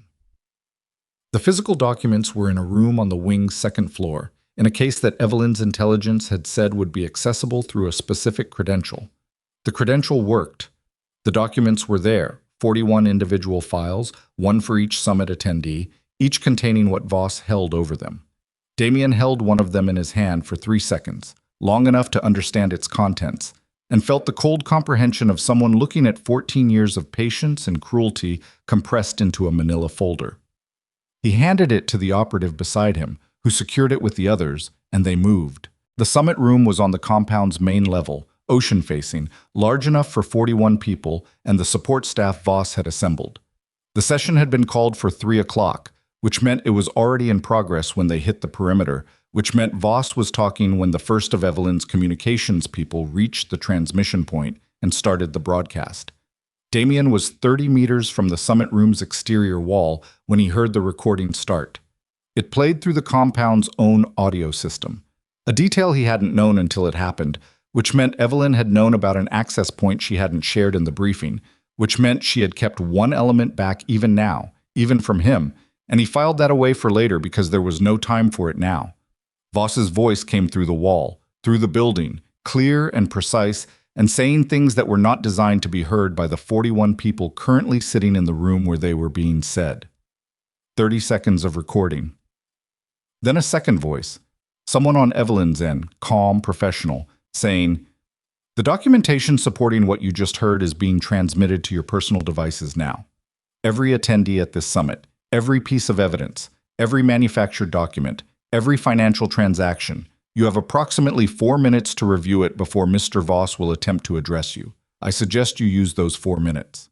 The noise that came through the wall from the summit room was not one noise. It was many noises, overlapping, voices, movement, the sound of chairs, the sound of a room full of powerful people realizing simultaneously that the ground under them is not what they thought.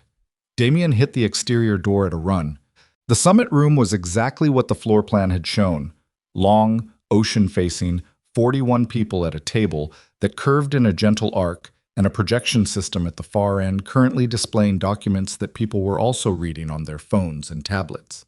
Raymond Voss was standing at the head of the table. He was the only person standing. He looked, as Damien came through the door with 4 people behind him, exactly like what he was. A man who has spent 71 years being the most controlled person in every room he occupied, confronting the specific and novel experience of being the least controlled person instead.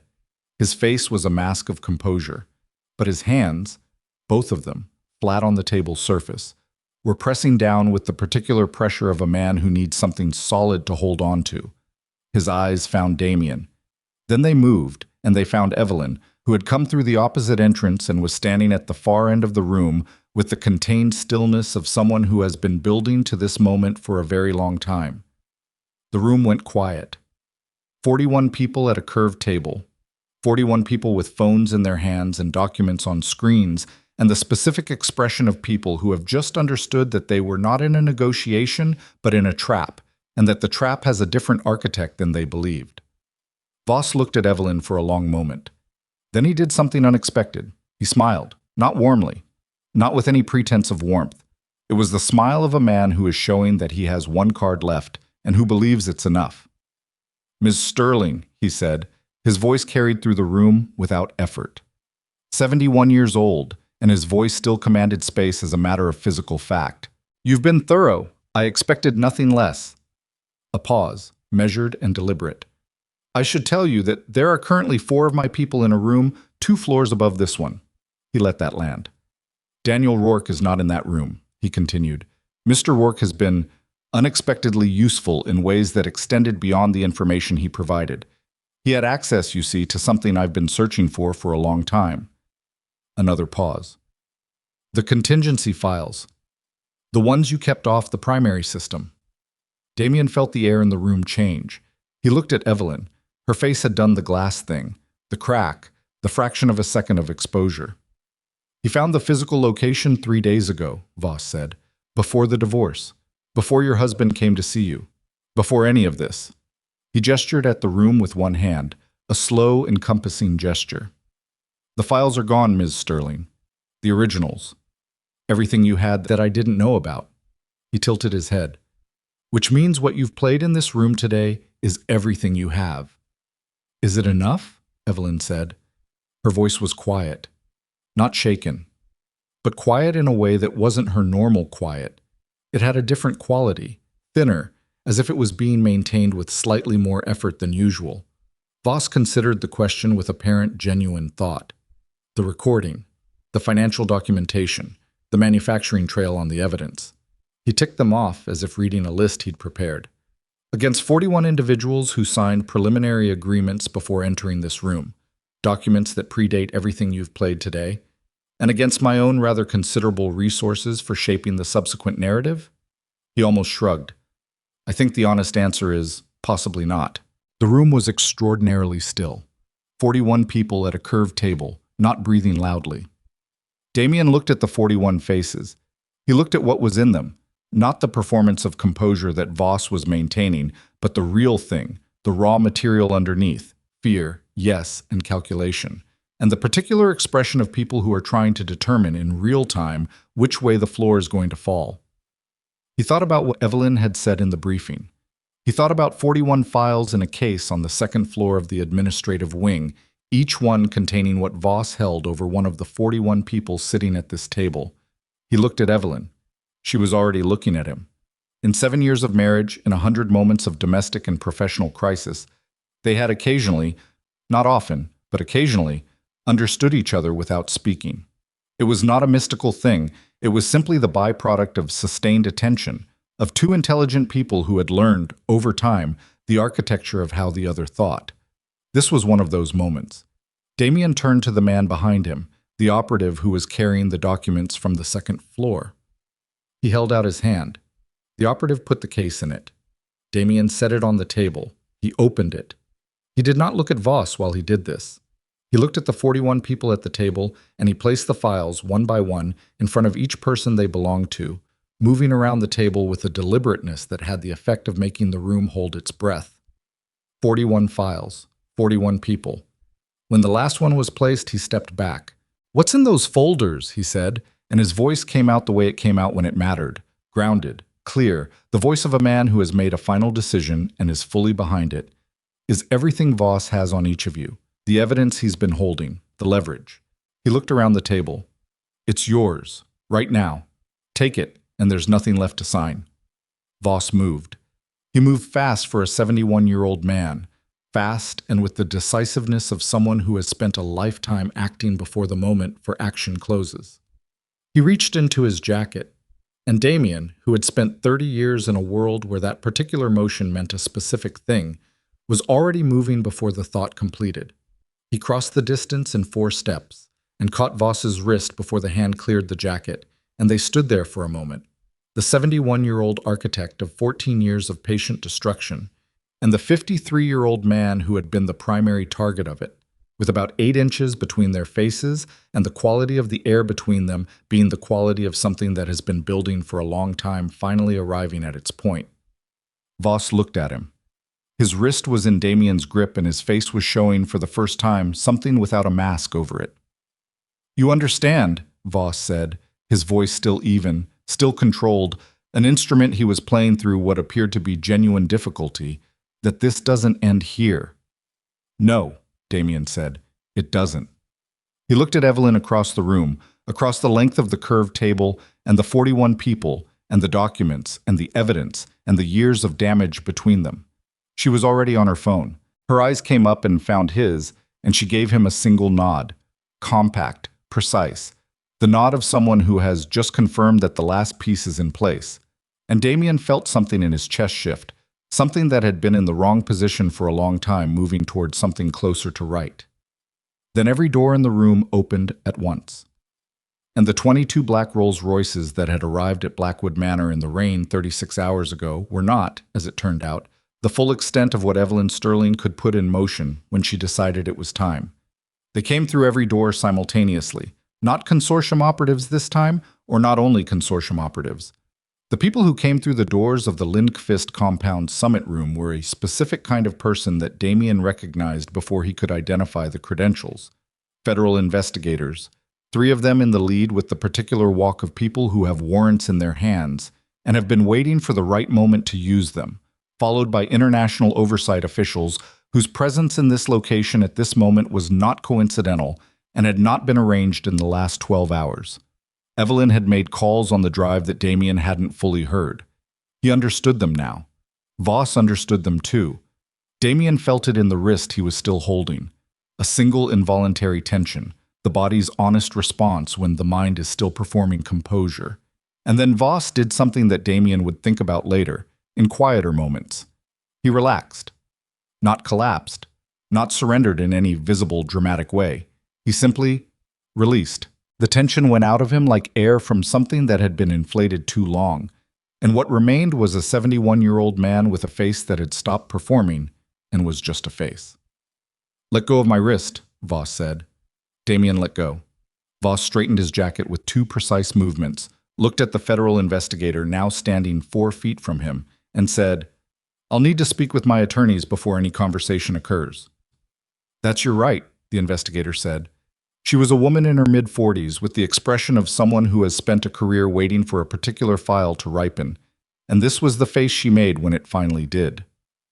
"Raymond Voss, you are being detained pending formal charges related to financial fraud, criminal conspiracy, and procurement of violence. Your attorneys have already been notified."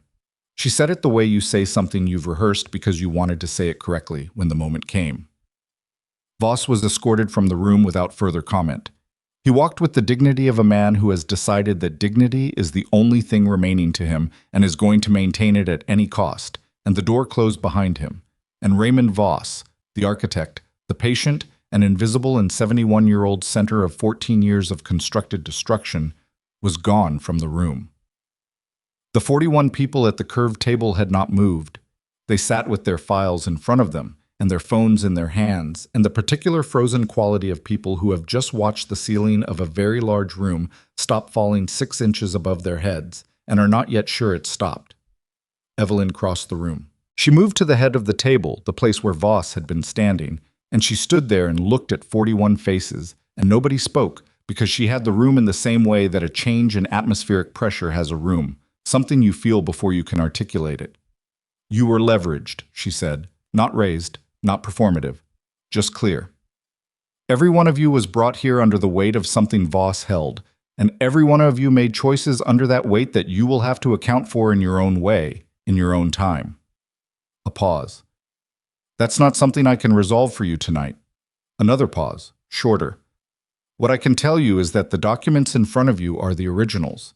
There are no copies in Voss's possession. What he held over you is in your hands, and what you do with that is yours." One of the 41, a heavy-set man in his 60s at the far end of the table, with the weathered look of someone who had been in difficult rooms before, said, "And what do you want from us?" Evelyn looked at him. "Nothing tonight," she said. "Tonight I want you to go home." The room began to move, slowly at first, then with the gathering momentum of people who have been stationary too long and are ready to be anywhere else. Files were gathered, phones were put away. Conversations started in low voices that Evelyn didn't try to hear because they weren't meant for her, and she knew it, and she gave people their privacy with the natural ease of someone who understood the value of it from years of wanting it herself. Damien stood near the door and watched her work the room's exit. Not the exit itself, but the human logistics of it, the small acknowledgments and precise non-commitments that allowed 41 people to leave with their dignity intact, while understanding completely that the landscape had changed. He watched her do it and thought about the woman Marcus Hale had spent 11 years calling a liability, and felt the particular nausea of a man who has believed a lie for so long that he can't fully separate where the lie ends and his own failure of attention begins. It took 37 minutes for the summit room to empty. When the last attendee left, there were 4 people remaining: Damien, Evelyn, Saul, and a woman from Evelyn's team named Petra, who had been running communications through the entire operation and who now sat at the corner of the curved table looking like someone who had been running at full speed for 24 hours and had only just been told she could stop. Saul looked at Damien, a look that asked a question without words, the question being something like, "Are you all right?" compressed into a single glance, with the subtext of a man who wasn't sure that was the right question, but didn't have a better one. Damien gave him a short nod that was not entirely truthful, but was the best available answer. "Rourke," Evelyn said. She was looking at Petra. Petra checked her screen. "Compound's east wing. 2 of ours have him contained. He hasn't tried to move." "He knew the exit was sealed," Evelyn said. Not a question. "He had to have," Petra said. "He just sat down and waited. Our people said he was reading something on his phone when they got to him. Didn't look up right away." Something moved in Evelyn's face at that. Something that took effort to contain. She said, "I'll go." "Evelyn?" Damien started. "I'll go," she said again, and this time the repetition had a quality that closed the subject, and Damien closed it. She was gone for 44 minutes. Damien waited in the summit room. He sat at the curved table in one of the middle seats, not the head, not anywhere that made a statement. And he sat with his hands loose in front of him and his knee aching and the exhaustion of the last 36 hours settling into him with the comprehensive weight of something that had been held off by necessity and was now arriving all at once. Saul sat across from him. For the first 20 minutes, neither of them said anything. Then Saul said quietly, "She's something else." "Yes," Damien said. "I've worked for you 11 years, Saul said. I've been in a lot of rooms. I've never seen anyone run an operation like that." Damien looked at his hands. "Neither have I." Another silence. Then, "What happens now? With the organization?" "We clean it," Damien said, "top to bottom. Anyone Crane touched, anyone who knew what Marcus was doing and stayed quiet, anyone who moved assets for Voss without asking why." He paused. "It's going to be a smaller organization when we're done." "Smaller, but clean." "That's the idea." Saul nodded slowly, processing, the way he processed things, steadily, without drama. "And Marcus?" Damien had thought about Marcus. He'd thought about Marcus for the better part of 36 hours, between all the other things that had demanded thinking about. The conclusion he'd arrived at was not a simple one, and was not comfortable, and was not something he was prepared to discuss in a summit room at 5 in the afternoon while Evelyn was 40 meters away dealing with her own version of betrayal. "Marcus cooperates fully with the investigators," he said. "Everything he knows about the network, the timeline, the contacts, everything." A pause. "After that, it's not my decision." Saul accepted that without comment. Evelyn came back at 5:47. She came through the door at her normal pace and crossed the room and sat down, not at the head of the table, at the side, 3 seats down from Damien, and she put both hands flat on the table and looked at them. She didn't speak for a moment. Petra left quietly, and Saul followed her, with the instincts of people who can read when a room needs to be smaller. "He said he did it because he believed the consortium was becoming something it wasn't designed to be," Evelyn said.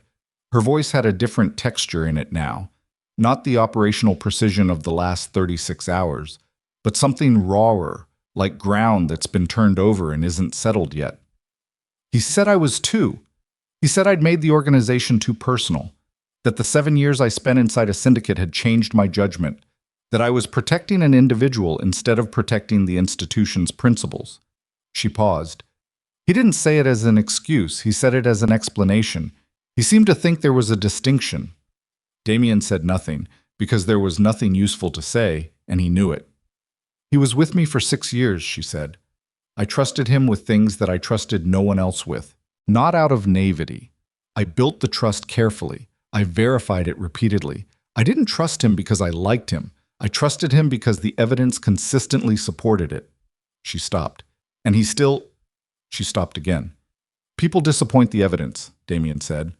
She looked at him.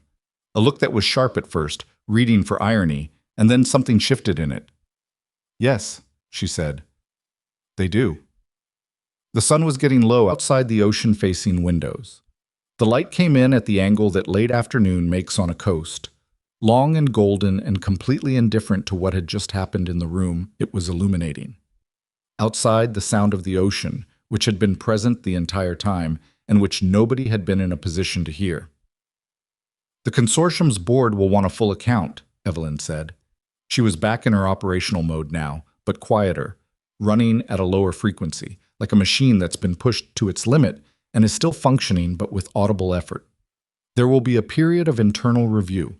Rourke's access has to be assessed at every level. Every decision he was part of in the last 8 months has to be re-examined for contamination." She exhaled through her nose. "It's going to be a significant period." "How long?" Damien said. "Months. Possibly longer." She paused. "The investigators will want to speak with me about Voss's operation, about the evidence chain, about everything that was moved through the Hargrove Trust. That process alone will take—" She stopped herself, looked at the window. "I'm tired," she said, like it surprised her, like she'd forgotten it was possible to be tired and had just remembered. "Evelyn," Damien said. She looked at him. He had been trying to find the right words for 36 hours, had been trying and failing and setting it aside for the next urgent thing and then the next one, until the urgent things were done and the words were still unformed. He sat with the inadequacy of that for a moment. And then he did the thing he'd spent too much of his life avoiding. He set the inadequacy aside and spoke anyway. I spent 7 years making decisions about you based on what other people told me, he said. I knew you. I had 7 years of knowing you, and I still chose to listen to people who didn't know you at all because they told me what I was already half afraid was true. He paused. I don't have a way to make that correctable. I understand that. I'm not asking for anything. I just need you to know that I know what I did. She held his gaze. She didn't look away, and she didn't rush to fill the space he'd created. And after a moment, she said, "What were you afraid was true?" He thought about that. It was the kind of question he'd normally redirect, deflect with something tactical, something that moved the conversation onto ground he could manage. He didn't. That you were better than me, he said, not morally, just in the ways that matter in this world, smarter, longer thinking, more capable of exactly the kind of patience and strategy that built everything I thought I'd built. He paused, and that eventually you'd see that there wasn't enough in this life to hold you here. She was quiet for a long time, long enough that the light through the windows shifted another degree toward evening. I never wanted to be better than you, she said finally. That was never... I didn't want to manage you or direct you or make you feel small. I wanted to stand beside you. She stopped. I wanted you to let me stand beside you instead of behind you. The weight of that was specific, and it landed in a specific place, and Damien sat with it without trying to move away from it. I know, he said. I know that now. Knowing it now is... She stopped, started again. It's something, she said carefully. I don't know yet what kind of something. He nodded. It was an honest answer. He could work with honest, even when honest was hard to hold. 2 weeks later, the first of the federal indictments came down. Raymond Voss was charged across 4 jurisdictions with a combined 41 counts, encompassing financial fraud, criminal conspiracy, procurement of violence, extortion, and obstruction. His attorneys issued statements. His charitable foundations issued statements. 3 of the corporate boards he sat on issued statements about their complete shock and their unwavering commitment to the highest standards of governance. All of it was the architecture of damage control, and all of it ran into the same wall. Evelyn's evidence was comprehensive, layered, and sourced from inside Voss's own operation. There was no clean angle of attack. Victor Crane was arrested at an airport in a city he'd been under surveillance in since the night he disappeared from his waterfront location. He was picked up quietly, with no drama, by 2 federal agents who had been waiting at a gate he was supposed to pass through. Marcus Hales surrendered voluntarily with his attorney 3 days after the Lindqvist compound operation. He cooperated. He cooperated extensively, with the thoroughness of a man who has decided that cooperation is the one remaining instrument available to him. Celeste Vane had been gone from the country since the night of the divorce. She resurfaced 7 weeks later in connection with the Voss investigation, named in 3 separate financial documents as a paid asset. She was not charged directly. Her role had been orchestrated carefully enough to maintain legal distance. But her career in the circles she'd moved in was finished, which was a different category of consequence, and, for someone like Celeste Vane, possibly more devastating. Daniel Rourke gave a full accounting to the consortium's review board. He answered every question asked of him, declined to minimize, and at the end of the final session told the board that he stood by the reasoning behind his choices, even while acknowledging that the choices had caused damage he hadn't intended and couldn't repair. The board received this with the collective expression of people who don't know what to do with honesty from someone they've decided to be angry at, and then proceeded to do what needed to be done, which was to begin the process of understanding exactly what he'd accessed and for how long. It took 4 months. The Ashford Syndicate's internal review took 3. What came out of it was a smaller organization and a cleaner one, leaner by roughly 40% in personnel, restructured in ways that distributed authority differently, with accountability mechanisms that Damien had resisted for years and now implemented without being asked. Saul was promoted to a role that acknowledged what he'd actually been doing for 4 years without the title. Breck, the security chief who had stood with his arm half raised watching the convoy arrive on the night of the divorce, was given responsibility for a complete overhaul of protective protocols, starting from the assumption that insider threat was the primary vector and building outward. Torres got a raise and a direct line to Damien that bypassed every intermediate layer. Torres seemed unsure whether this was a reward or a burden and handled it by working significantly harder, which was approximately what Damien had predicted. Damien and Evelyn did not speak for 6 weeks after the Lindqvist compound. This was not because of anger, or not only because of anger, but because they were both buried in the operational and legal aftermath of what had happened, and because some things need time to stop being too hot to hold before you can examine them. The first conversation happened in the 7th week, by phone, at 9 in the morning on a Tuesday that neither of them had planned for it. She called him about something administrative, a detail in the financial restitution process connected to the Hargrove Trust, a question about which accounts should be returned through which channels. They handled it in 6 minutes. And then there was a pause, and neither of them ended the call. "How's the knee?" she said. He blinked. At the compound. I saw you push through it on the north corridor, the old injury." He hadn't known she'd been close enough to see that. "It's fine," he said. "It protests cold weather. You should have someone look at it properly." "You sound like my doctor." "Your doctor has been telling you that for 3 years. I remember." The pause that followed was different from the previous pauses. Warmer. Not comfortable. Comfort wasn't available yet, and they both knew it. But warmer. The warmth of two people who know each other's particular vocabulary and find, unexpectedly, that the knowledge is still intact. "The board reinstated you," he said. He'd read it in the consortium's official communication 2 days ago. "Provisionally," she said. "There's a formal review period, 12 months. They'd be idiots not to reinstate you fully." "They're not idiots," she said. "They're careful. There's a difference." Another pause. "I've been thinking about what you said at the compound," she said, "about being afraid I would leave." He waited. "You weren't wrong about the fear," she said, "but you had it backward. I was afraid you'd realize what I was and decide that wasn't what you wanted. A woman with the kind of background I have, the kind of organization behind me, the kind of weight that comes with all of it. I tried to make myself smaller. I tried to make it easier for you to hold." A pause. "That was wrong. I know that now." "It was also wrong of me to not ask," he said, "to not make space where you could have been larger." She was quiet. He could hear the quality of her silence on the other end of the line. Not empty, not negative. The silence of someone who is receiving something carefully, making room for it. "What I'd like," he said slowly, "is to have a conversation. Not about any of this specifically. Not about the operation or the divorce or the things we should have said differently. Just a conversation. About something else. About whatever." He stopped. "If that's something you're willing to try." She took her time. He didn't rush her. "Coffee," she said finally. "I know a place. They've been open since 1978, and they still don't take reservations." He recognized it before she said the name. The restaurant from their wedding, the one she'd been eating at since she was a child.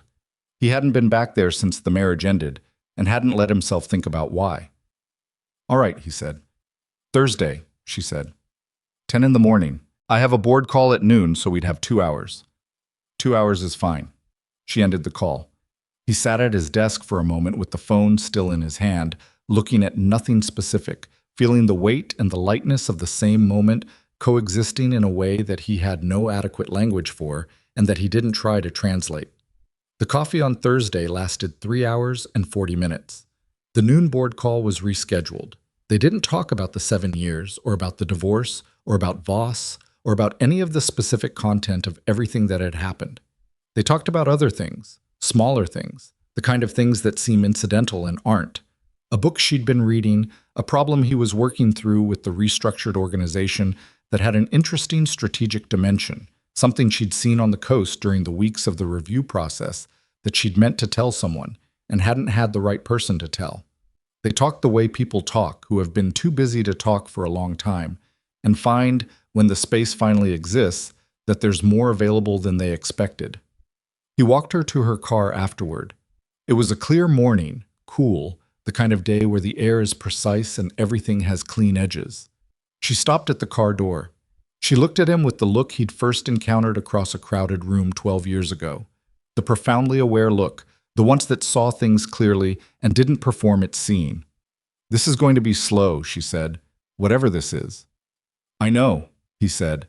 I'm not I'm not the person I was 7 years ago, and you're not either. So whatever we're building here, it's new, he said. She considered the word. New, she agreed.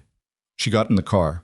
He watched it pull away and stood on the sidewalk in the clear morning air, and the feeling in his chest was not the feeling from the night of the divorce, not the vertiginous, too-late terror of a man watching his own mistake drive away in the rain. It was something else, something quieter and more uncertain and considerably more honest. In the months that followed, the honest version of things turned out to require more from both of them than the easier versions they'd lived before. The consortium's restructuring surfaced decisions Evelyn had to own, moments in 14 months of strategy where she had prioritized the outcome over the person beside her, where she had kept things from Damien not only because the strategy required it, but because some part of her had stopped expecting him to be a partner she could bring things to. She named those moments in a conversation that happened 3 months after the coffee in her working space at the estate, with the same precision and the same absence of self-serving framing that she brought to everything. It cost her something to say them. He could see that. He didn't make it easier by minimizing, because she wouldn't have respected that. The Ashford Syndicate's restructuring surfaced its own accounting. Damien rebuilt it the way you rebuild something when you've decided that the original design had a fundamental flaw. Not just repairing the damage, but reconsidering the architecture. The organization that emerged was one that he was willing to defend in the daylight, which was a standard he hadn't applied before, and which turned out to clarify a great many decisions. Raymond Voss went to trial 11 months after the Lindqvist compound operation. The trial lasted 6 weeks. The evidence that Evelyn had spent 14 months assembling, that she had rebuilt in 3 hours and 40 minutes, and used in a summit room on a coast, while the afternoon light came through the windows, proved to be exactly what it needed to be. Comprehensive, irrefutable, sourced from inside the architecture of the crime itself. The verdict came on a Thursday afternoon. Damien read it on his phone sitting at his desk and then called Evelyn. She answered on the second ring. "I saw," she said. 14 years, he said. "Yes." A pause. "It's done." It was done. Not clean. Nothing of this scale is ever entirely clean, and there were threads and consequences and adjustments that would run for years. But the architecture was gone. The patient, invisible, 71-year-old center of it, was going to spend the remaining years of his life in a room that he didn't choose, which was the most fundamental reversal available in the world they all inhabited. Evelyn stepped formally into the public role of Sterling Consortium leadership 8 months after the Lindqvist compound, at a gathering of the consortium's global affiliates that was the organization's first fully open convening in its history. She spoke for 11 minutes. She didn't use notes.